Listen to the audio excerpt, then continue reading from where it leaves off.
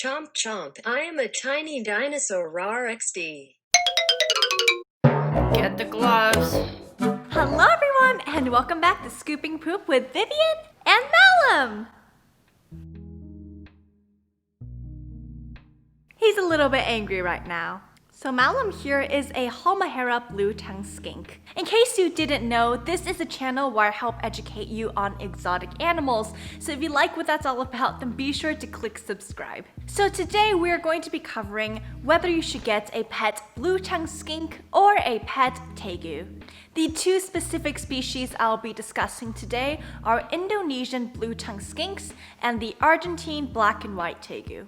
I would also like to note that both of these animals make equally wonderful pets. It really just depends on what you look for within the pros and cons. So let's talk about the basics. Blue tongue skinks are around 1.5 to 2.5 feet. Black and white tegus are usually 3 to 5 feet. They are both omnivores, meaning that they eat meat and plants. And they both like tropical temperatures and high humidity. Blue tongue skinks can live anywhere from around 15 to 25 plus years, while most tegus live around 15 years. Blue tongue skinks have sausage legs. Tegus have dinosaur legs. They're both a little ugly, but very, very lovable.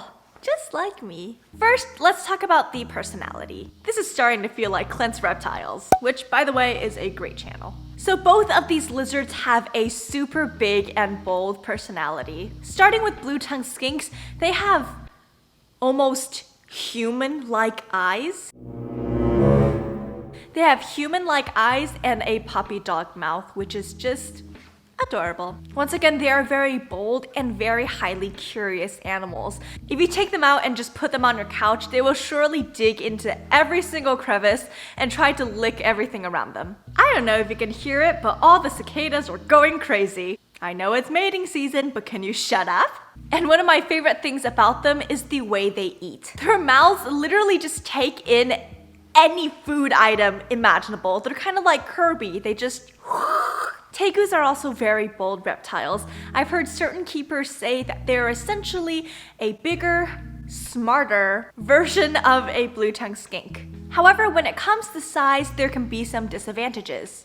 Personality-wise, they are actually really highly intelligent for a reptile. What I mean by this is sometimes beef dislikes certain textures. They also eat a lot, but their style is a little bit different. They seem to be more messy and violent with their food because they have a much higher prey drive. There's a lot of biting things, shaking it around, throwing it into the air and catching it in their mouths, kind of a thing. Now, talking about interaction on a daily basis, blue tongue skinks tend to hide a lot.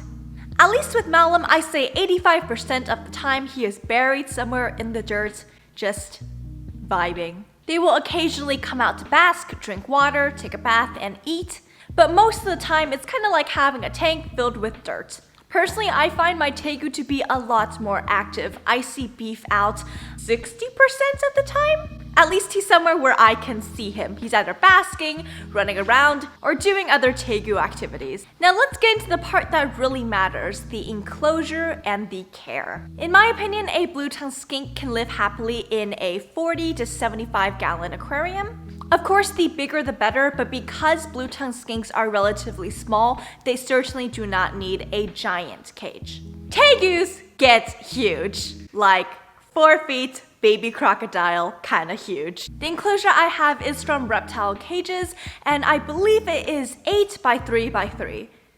I think. I could be completely wrong on those numbers, but it's somewhere around that range, around 7 to 8 feet, but just know that it's really big. It's like the size of a really large couch. Now, with a larger cage comes larger everything. It's like living in Texas. I don't know. So that essentially means more substrates, more lights, more decor, more poop, more cleaning. So for enclosures, I definitely think that blue tongue skinks have it a little bit easier because when it comes to care, it's very, very similar, but the biggest difference is once again, the size. Now with maintaining both of these animals, once again, they have a very similar schedule. They are fed a couple of times a week, handled a couple of times a week. I like to spot clean their enclosures every couple of days, and once in a couple of months, there is a deep clean. So, with any pet reptile, we have to ask the question, are they dangerous, and what kind of risks are involved with caring for them? Now, obviously, with literally any animal, they have the potential to bite or scratch. Now, Malum has bitten me once, and yes, it did hurt.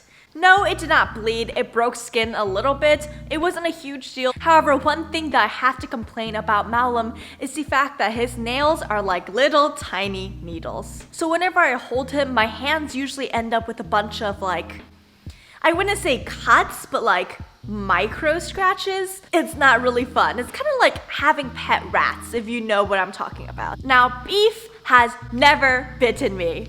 And let's just hope it stays that way. They can be a lot more intimidating simply because of their size. Now, both of these reptiles have the potential to become aggressive or defensive, but that is only if they're not tamed down properly. If I'm being completely truthful, a Tegu can do a lot more damage than a blue tongue skink. For whatever reason, if you do a major F up, then they can probably send you to the hospital to get stitches. Now, that's not to say that they are all scary and dangerous, it just simply means that you might be taking a slightly larger risk. Also, something that you definitely want to note is that Tegus will go through an aggression phase during puberty, where they will try to attack anything that breathes, and that is where Beef is at right now, and oh my god. Something that I highly recommend is mildly annoying them. And I know it sounds kind of weird, but essentially it's kind of like desensitizing a dog to something. So what I'll do is that I'll pat his body or wiggle his tail or grab his face and just move it a little bit. Not being aggressive at all, but essentially I'm just getting him used to human touch. He eventually learns how to tolerate those actions, so if you ever spook him by accident, he won't freak out and try to bite your face off.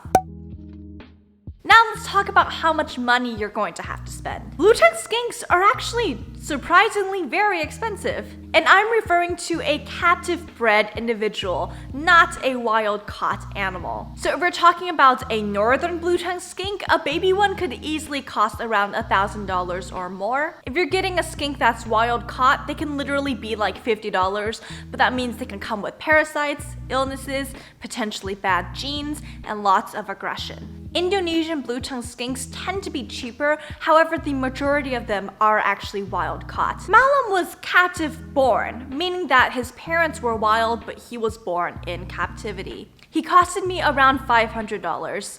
Was that a ripoff? Maybe. Is he worth it? No.